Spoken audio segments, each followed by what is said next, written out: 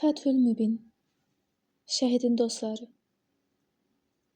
Xuzistanda əvvəlcə Şuş şəhərinə gedib Həzrət Daniyal Peyğəmbəri ziyarət etdik. Orada öyrəndik ki, Bəsic adlanan bütün könüllü qüvvələri batalyon və briqadalara bölmüşlər və böyük bir əməliyyata hazırlıq gedir. Ziyarətdə Hacı Əli Fəzlini gördüm. O bizi sevinclə qarşıladı.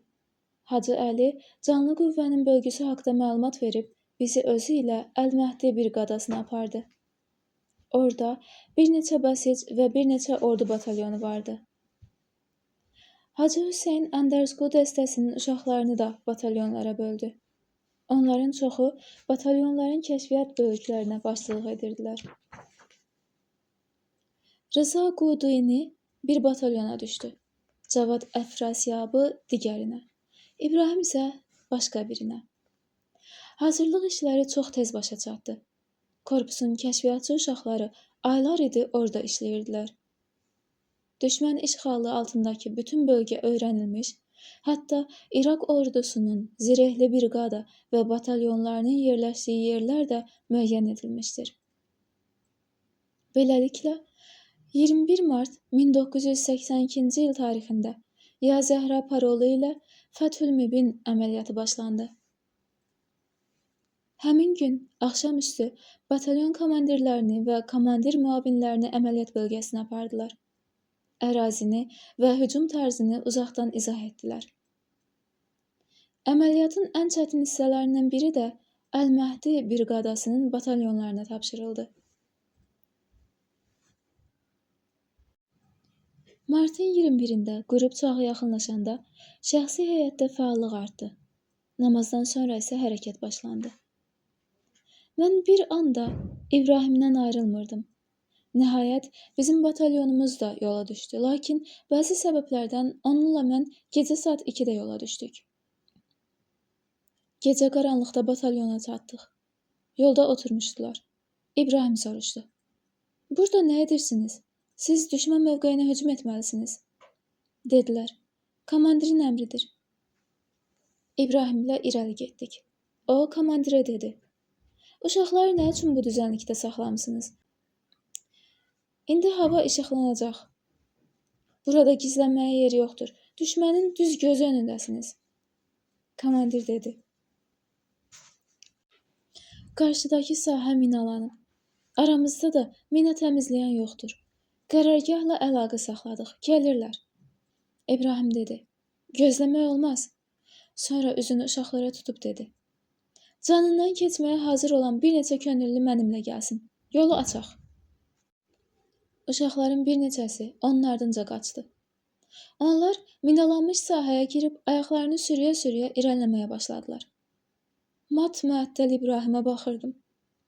Yerimdə donub qalmışdım. Mən şəxsi həyətin yanında dayanmışdım. O isə minalanmış sahədə idi. Hər an partlayış səsini və İbrahimin şəhadətini gözləyirdim. Saniyələr çox ağır keçirdi. Nəhayət, yolun sonuna çatdılar. Allaha şükür ki, o hissədə mina yox idi. Həmin gecə minalanmış sahədən keçib düşmən səngərlərinə hücum etdik və mövqeləri tutduq, amma çox irəliləmədik. Səhərə yaxın İbrahim böyründən qəlpə yarası aldı. Uşaqlar onu tez geri göndərdilər. Səhər İbrahimi təyyarə ilə şəhərə aparmaq istəyirdilər. Amma o israrla təyyarədən endi. Tibb məntəqəsində yarasını tikdirib yenidən əməliyyat yerinə qayıtdı. Birinci gecədə hücum zamanı batalyonumuzun komandiri və müavinləri yaralandılar. Əlim Vəhid batalyonumuzun yeni komandiri seçildi. Həmin gün komandirlərin bir neçəsi, o cümlədən Möhsün Vəzvai ilə bir iclas keçirildi və əməliyyatın növbəti mərhələsi elan olundu. Bu mərhələdə əsas iş düşmənin ağır artilleriyasını ələ keçirmək və Rəfaiyyə körpüsündən keçmək idi. Korpusun kəşfiyyatçıları uzun müddət idi bu plan üzrə işləmişdilər. Növbəti mərhələlərdə qələbə bundan asılı idi. Növbəti gecə yenidən hərəkət başlandı. Partladıcı bölüyün uşaqları öndə gedirdilər. Arxalarında Əli Müvəhhid, İbrahim və digərləri. Nə qədər getdiksə, düşmən mövqelərinə çatmadıq. 6 kilometrdən sonra yorulub dayandıq. Əli Müvəhhidlə İbrahim ətrafı gəzdilər. Düşmən artilleriyasından əsər əlamət yox idi. Düzənlikdə azmışdı. Buna baxmayaraq, uşaqlarda qəribə bir soyuqqanlılıq vardı. Təxminən hamı yarım saat yatdı. İbrahim sonralar İnqilab Sözü jurnalına müsahibəsində deyirdi. Həmin gecə düzənlikdə nə qədər gəzirdiksə, uzun səhradan başqa bir şey görmürdük. Nə edəcəyimizi bilmirdik. Orada bir neçə dəqiqə səcdə halında qaldıq. Allahı, Həzrət Zəhraya və məsum imamlara ant verib İmam Mehdiyə təvəssül etdik. Yadımıza düşən yeganə iş bu idi. Həmin gecə nə baş verdiyini, o qəribə səcdədə Allaha nə deyildiyini heç kim bilmədi. Bir neçə dəqiqədən sonra İbrahim qaranlıq çölün ortasında istirahət edən şəxsi heyətin sol istiqamətinə getməyə başladı. Təxminən 1 kilometr gedəndən sonra böyük bir istehkama çatdı. İstehkamın arxasında çoxlu artilleriya və ağır texnika toplanmışdı. Düşmən qüvvələri şirin yuxuda idilər. Ərazidə yalnız bir neçə kesikçi görünürdü. İbrahim cəld batalyonun yanına qayıdıb Əli Müvəhhidlə danışdı. Onlar uşaqları istehkamın arxasına gətirdilər. Yolda uşaqlara dedilər ki, biz deməyincə atəş açmayın. Döyüş başlayandan sonra isə bacardığınız qədər əsir tutun. Məhsün Vəzvainin başçılıq etdiyi Həbib batalyonu da digər tərəfdən İraq artilleriyasına hücuma keçdi.